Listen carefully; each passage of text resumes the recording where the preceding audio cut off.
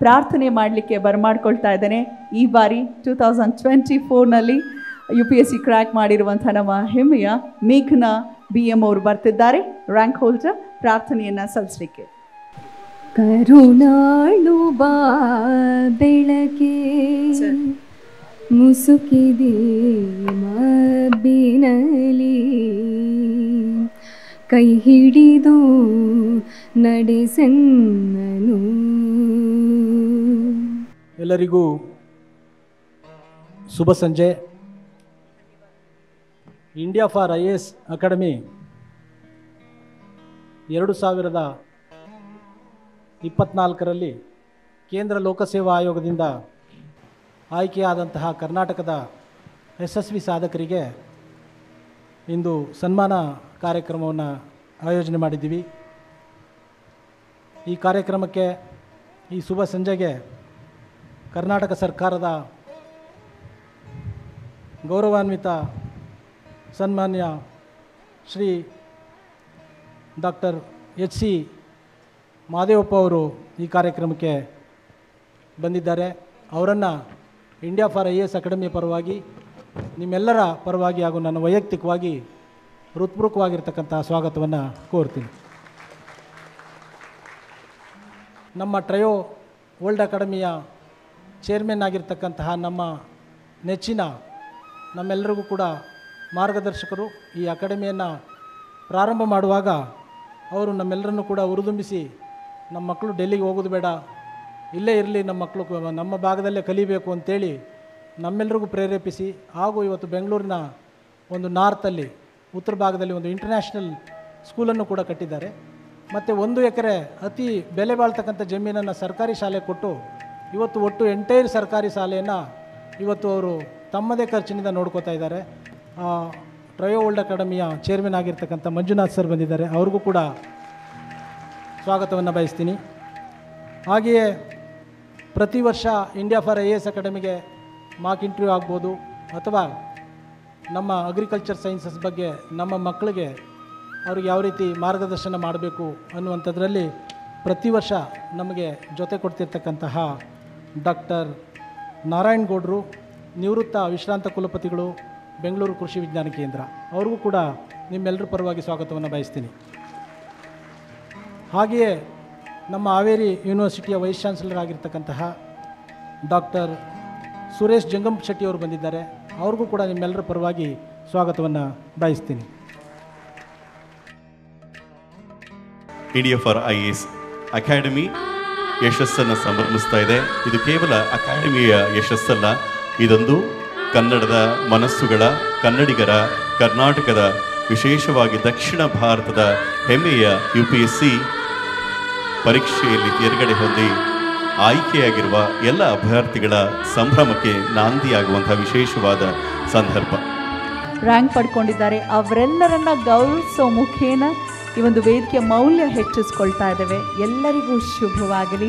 ಇವತ್ತಿನ ಈ ವಿಶೇಷವಾದ ಸಂದರ್ಭದಲ್ಲಿ ನಮ್ಮ ಸಂಸ್ಥೆಯ ಉಪಾಧ್ಯಕ್ಷರು ಅಧಿಕಾರದ ದೊಡ್ಡ ಹಂತಕ್ಕೆ ಹೋಗಿ ಇಡೀ ನಾಡಿನ ಅರಣ್ಯ ಪ್ರದೇಶವನ್ನು ಅತ್ಯಂತ ಅಚ್ಚುಕಟ್ಟಾಗಿ ಸದೃಢಗೊಳಿಸಿ ಸಂರಕ್ಷಿಸಿದ, ಅರಣ್ಯ ಇಲಾಖೆಯಲ್ಲಿ ಸಾಕಷ್ಟು ಸಾಧನೆಯನ್ನು ಮಾಡಿದ, ಹೊಸ ಭರವಸೆಯ ಬೆಳಕಾಗಿ ನಿಂತ, 40 ವರ್ಷಗಳ ಸುದೀರ್ಘ ಸೇವೆಯನ್ನು ಕರ್ನಾಟಕಕ್ಕೆ ನೀಡಿದ ನಿವೃತ್ತ IFS ಅಧಿಕಾರಿಗಳು ಡಾಕ್ಟರ್ GN ಶ್ರೀಕಂಠಯ್ಯ ಸರ್ ಅವರು ಉಪಾಧ್ಯಕ್ಷರಾಗಿ ಇರೋದೇ ನಮ್ಮೆಲ್ಲರ ಹೆಮ್ಮೆಯ ವಿಷಯ.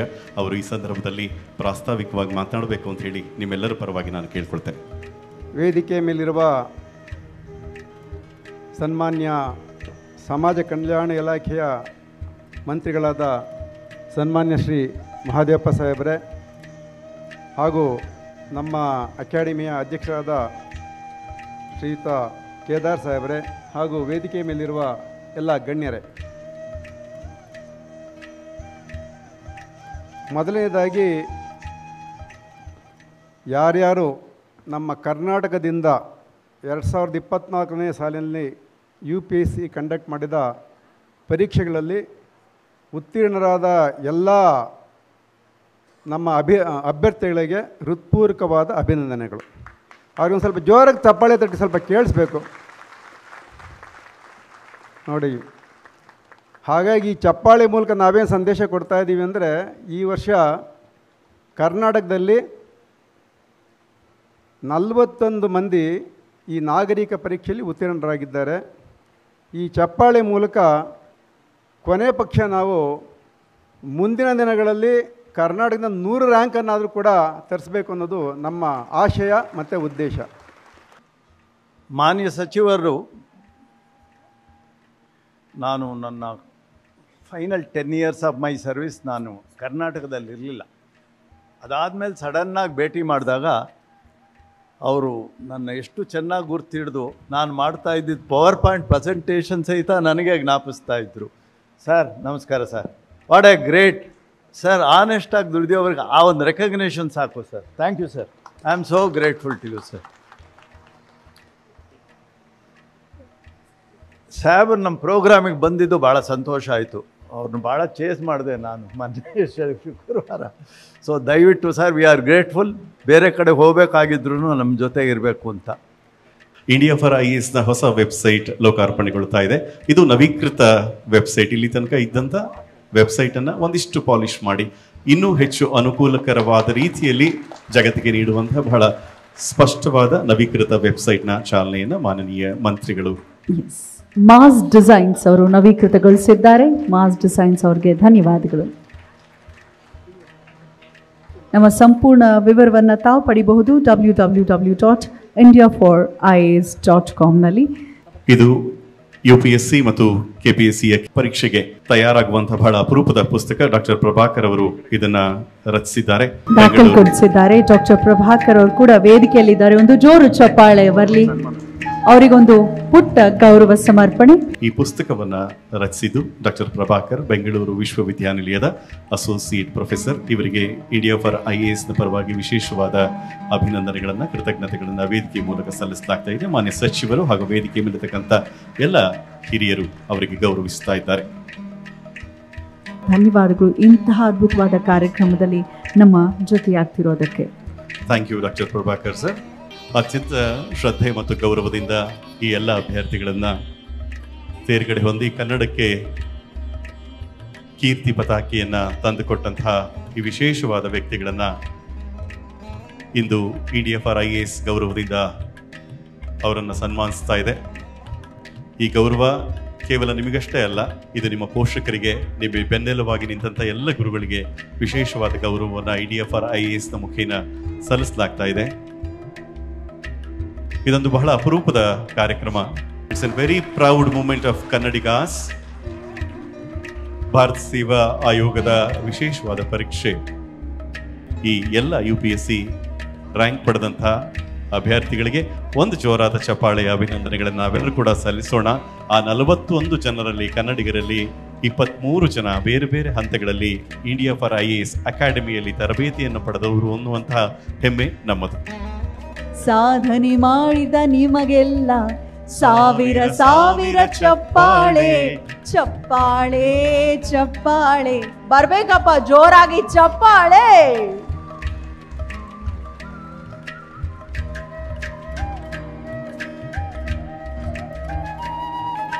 ಸೊ ಗೊತ್ತಿಲ್ಲ ಯಾವ ವೇದಿಕೆಯಲ್ಲಿ ಯಾವ ಕ್ಷಣದಲ್ಲಿ ನಮಗೆ ಯಾವ ಮಾತು ಮನಸ್ಸಿಗೆ ನಾಟತ್ತೆ. ಸೊ ಬಂದಾಗ ಬರೀ ದೈಹಿಕವಾಗಿ ಮಾತ್ರ ಅಲ್ಲ, ಮಾನಸಿಕವಾಗಿ ಕೂಡ ಅಲ್ಲಿ ಉಪಸ್ಥಿತರಿದ್ದಾಗ ಇಂತಹ ಒಂದು ವಿಶಿಷ್ಟವಾದ ಸಾಧನೆ ಮಾಡಲಿಕ್ಕೆ ಸಾಧ್ಯ. ವಿಶೇಷವಾಗಿ ದಿವ್ಯಾ, ನಾವು ಗಮನಿಸಬೇಕಾಗಿರೋ ವಿಷಯ ಏನು ಅಂತ ಹೇಳಿದ್ರೆ, ಇದಕ್ಕೆ ವೇದಿಕೆಯ ಮುಂಭಾಗದಲ್ಲಿರ್ತಕ್ಕಂಥ ಎಲ್ಲರೂ ಕೂಡ ಒಂದು ಚಪ್ಪಾಳೆಯನ್ನು ಕೊಡಬೇಕು. ಆ ವಿಷಯ ಯಾವುದಪ್ಪ ಅಂತ ಹೇಳಿದ್ರೆ, ಕರ್ನಾಟಕದ 41 ಜನ ಕನ್ನಡಿಗರು ಸಾಧಕರಾಗಿದ್ದಾರೆ. ಅದರಲ್ಲಿ 90% UPSC ಕ್ಲಿಯರ್ ಮಾಡಿದವರು ಗ್ರಾಮೀಣ ಭಾಗದ ವಿದ್ಯಾರ್ಥಿಗಳು. ಅವರಿಗೊಂದು ಚಪ್ಪಾಳೆಯ ಮೂಲಕ ನಾವೆಲ್ಲರೂ ಕೂಡ ವಿಶೇಷವಾದ ಕೃತಜ್ಞತೆಗಳನ್ನ, ಯಶಸ್ಸು ಇನ್ನು ಉತ್ತುಂಗಕ್ಕೇರಲಿ ಎಂದು ಹಾರೈಸ್ತಾ, ಇದು ಅವರ ವೈಯಕ್ತಿಕ ವಿಜಯವಲ್ಲ, ನಮ್ಮ ರಾಜ್ಯ ನಿಜಕ್ಕೂ ಹೆಮ್ಮೆ ಪಡುವಂತಹ ಸಂಗತಿ ಇದಾಗಿದೆ. ನಾನಾಗಲೇ ಹೇಳಿದ ಹಾಗೆ ಅವರ ಮನೆಯವರು ಮಾತ್ರ ಅಲ್ಲ, ಅವರ ಜಿಲ್ಲೆಯವರು ಖುಷಿ ಪಟ್ಟಿರ್ತಾರೆ. ನಮ್ಮೂರಿನ ಮಗಳು, ನಮ್ಮೂರಿನ ಹುಡುಗ ಒಬ್ಬ ಕ್ಲಿಯರ್ ಮಾಡಿದ್ದಾರೆ UPSC ಅಂತ ಸಂಭ್ರಮಿಸುವಂತಹ ಕೆಲಸವಾಗಿದೆ. ಎಲ್ಲೆಡೆಯೂ ಕೂಡ ಅನೌನ್ಸ್ ಆಗ್ತಿದ್ದ ಹಾಗೆಯೇ ಯಶಸ್ಸು ಸಂಭ್ರಮಿಸುವ ಒಂದು ಸುದಿನ. UPSCಯಲ್ಲಿ ತೇರ್ಗಡೆಯಾದಂಥ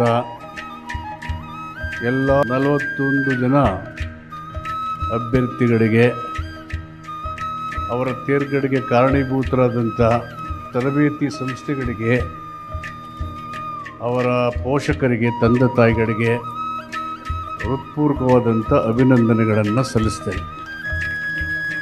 ಮುಖ್ಯವಾಗಿ ಈ ಒಂದು ಇಂಡಿಯಾ ಫಾರ್ IAS ಈ ಸಂಸ್ಥೆಯ ಅಧ್ಯಕ್ಷರಾದಂಥ ಡಾಕ್ಟರ್ CS ಕೇದಾರ್ ಅವರು ಕೇಂದ್ರ ಬಿಂದುವಾಗಿ ವೇದಿಕೆ ಮೇಲೆ ಇದ್ದಾರೆ. ಅವರ ಜೊತೆಯಲ್ಲಿ ಇನ್ನೊಬ್ಬ ನಿವೃತ್ತ IFS ಅಧಿಕಾರಿಗಳಾದಂಥ ಉಪಾಧ್ಯಕ್ಷರಾಗಿ ಡಾಕ್ಟರ್ GS ಶ್ರೀಕಂಠಯ್ಯನವರು ಇದ್ದಾರೆ. ಸಹ ಸಂಸ್ಥಾಪಕರು ಶ್ರೀನಿವಾಸ್ ಅವರು, ಬಾಬು ಸಂದೀಪ್ ಅವರು, ಶ್ರೀಪಾಂತ್ ಶ್ರೀನಿವಾಸ್ ಅವರು, ನವೀನ್ KM ರವರು, ನಯನ್ ಕುಮಾರ್, ಮಂಜುನಾಥ್ ಅವರು, ಡಾಕ್ಟರ್ ನಾರಾಯಣ್ ಗೌಡರು, ನಿವೃತ್ತ ಪ್ರಾಂಶುಪಾಲರು, ಮತ್ತು ಸುರೇಶ್ ಜಗತ್ ಶೆಟ್ಟರ್ ಅವರು, VC ಹಾವೇರಿ ಗಣ್ಯರೆಲ್ಲ ವೇದಿಕೆ ಮೇಲೆ ಇದ್ದಾರೆ. ನಮ್ಮ ಡಾಕ್ಟರ್ ಕೇದಾರ್ ಅವರು, ನಾನು ಆರೋಗ್ಯ ಮಂತ್ರಿಯಾಗಿದ್ದೆ 94-99 ಅಲ್ವಾ ಕೇದಾರ್ ಅವರೇ? ಕ್ಯಾಬಿನೆಟ್ನಲ್ಲಿ ಒಂದು ಪ್ರಮುಖವಾದಂಥ ಪವರ್ ಪಾಯಿಂಟ್ನ ಡೆಮೋ ಇತ್ತು. ಆ ಡೆಮೋನ ಎಷ್ಟು ಸುಲಭವಾಗಿ ಅವರು ವಿಶ್ಲೇಷಣೆ ಮಾಡ್ತಿದ್ರು ಅಂತ ಹೇಳಿದ್ರೆ, ಈಗ ನಮ್ಮಮ್ಮ ಶಾರದೆ ಅಂತ ಹಾಡು ಹೇಳ್ತಾರಲ್ಲ ಗುರುಗಳವ್ರ ಹೆಸರೇನು? ಅವರೆಲ್ಲ ಕಡ್ರಿ ಸ್ವಾಮಿಗಳು, ವಿದ್ಯಾಭೂಷಣರು, ವಿದ್ಯಾಭೂಷಣ್ ಎಷ್ಟು ಸುಲಲಿತವಾಗಿ ಹೇಳ್ತಾರೆ ಆ ರೀತಿಯಲ್ಲಿ ಆ ಡೆಮೋನ ಪಿನ್ ಪಾಯಿಂಟ್ ಹೇಳ್ತಾ ಇದ್ರು.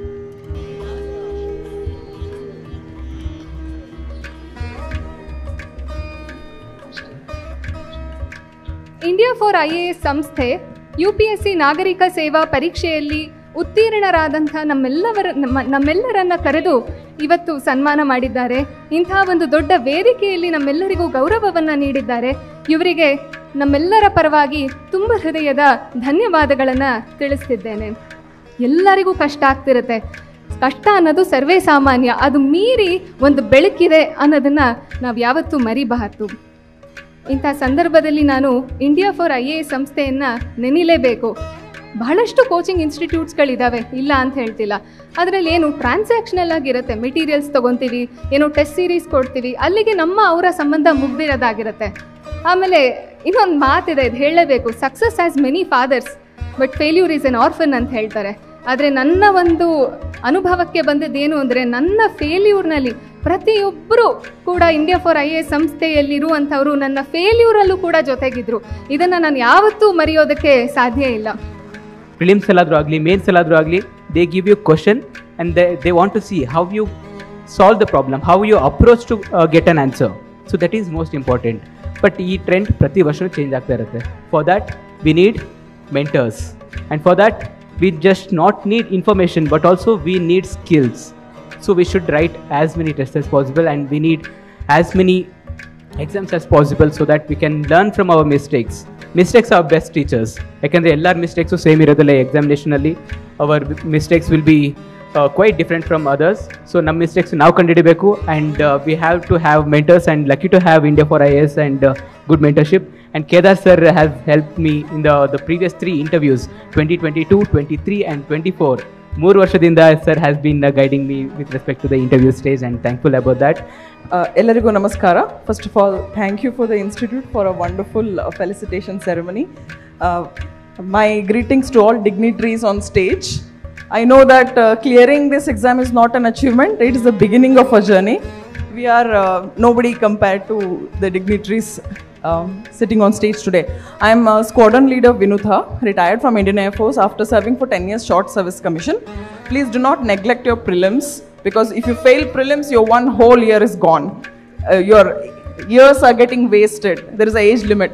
So please be very careful with respect to prelims and do a lot of mocks before prelims. That is all I advise. Thank you so much, sir. ದೇಶದ ವಿವಿಧ ರಾಜ್ಯಗಳಲ್ಲಿ ಅದ್ಭುತವಾದ ಸೇವೆಗೈದು ಸೈ ಅನ್ಸ್ಕೊಂಡಿರುವಂತಹ ಹೆಮ್ಮೆಯ ಕನ್ನಡಿಗ ಡಾಕ್ಟರ್ ಗುಡ್ಡೇಗೌಡರು. ಅವರ ಜೊತೆಗೆ KS ಅಧಿಕಾರಿಗಳು ಸತ್ಯಶ್ರೀರವರಿಗೂ ಕೂಡ ಕೂಡಿ ಗೌರವಿಸಲಾಗ್ತಾ ಇದೆ. ಇಂಡಿಯಾ ಫಾರ್ IAS ವತಿಯಿಂದ ನಿಮಗಿದು ಪ್ರೀತಿಪೂರ್ವಕ ಅಭಿನಂದನೆಗಳು ಎಂದು ತಿಳಿಸುತ್ತಾ 2022ರ ಬ್ಯಾಚ್ನ ಕಲ್ಪಶ್ರೀ ಶಿರಾ ತಾಲೂಕು ತುಮಕೂರು ಕಾಂತಪ್ಪನವರ ಮಗಳು BE ಬೆಂಗಳೂರು ವಿಶ್ವವಿದ್ಯಾನಿಲಯದಲ್ಲಿ ಪಡೆದು IAS ಅಧಿಕಾರಿ ಕೆಲಸವನ್ನು ನಿರ್ವಹಿಸ್ತಾ ಇದ್ದಾರೆ. ಕಲ್ಪಶ್ರೀಯವರ ಸಹೋದರ ಗೌರವವನ್ನು ವೇದಿಕೆಯಲ್ಲಿ ಸ್ವೀಕರಿಸ್ತಾರೆ.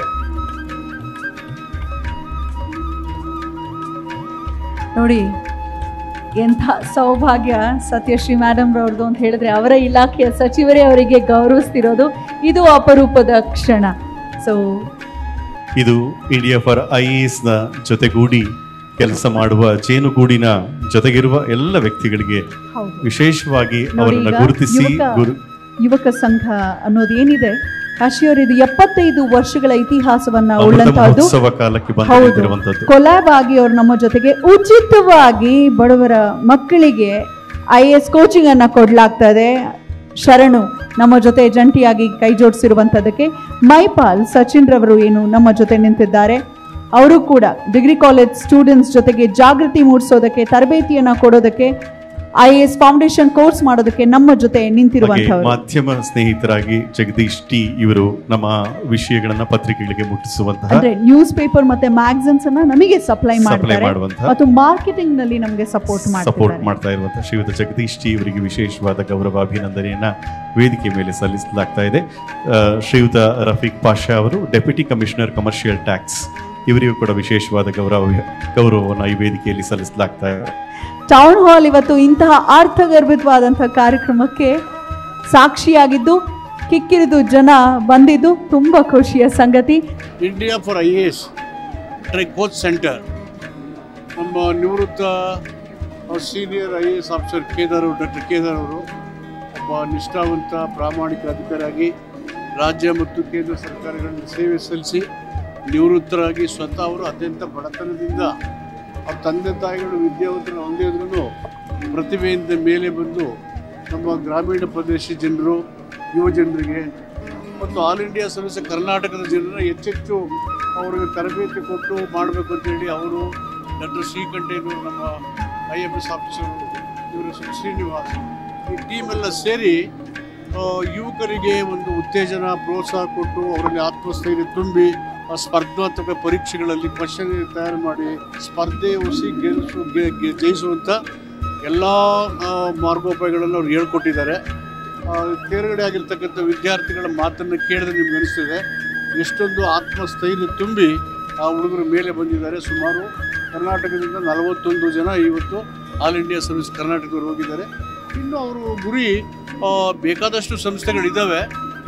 ಈ ಟೀಮು ಕಮಿಟೆಡ್ ಟೀಮು ಇನ್ನೂ ಹೆಚ್ಚಿನ ಯುವಕರಿಗೆ ಆಲ್ ಇಂಡಿಯಾ ಸರ್ವಿಸಲ್ಲಿ ಭಾಗವಹಿಸಿ ತೇರ್ಗಡೆಯಾಗಿ ರಾಜ್ಯ ಮತ್ತು ದೇಶ ಸೇವೆ ಮಾಡಲಿಕ್ಕೆ ಅನುವು ಮಾಡ್ತಕ್ಕಂಥ ಕೆಲಸದಲ್ಲಿ ಅವರು ತಮ್ಮ ತೊಡಗಿಸ್ಕೊಂಡಿದ್ದಾರೆ.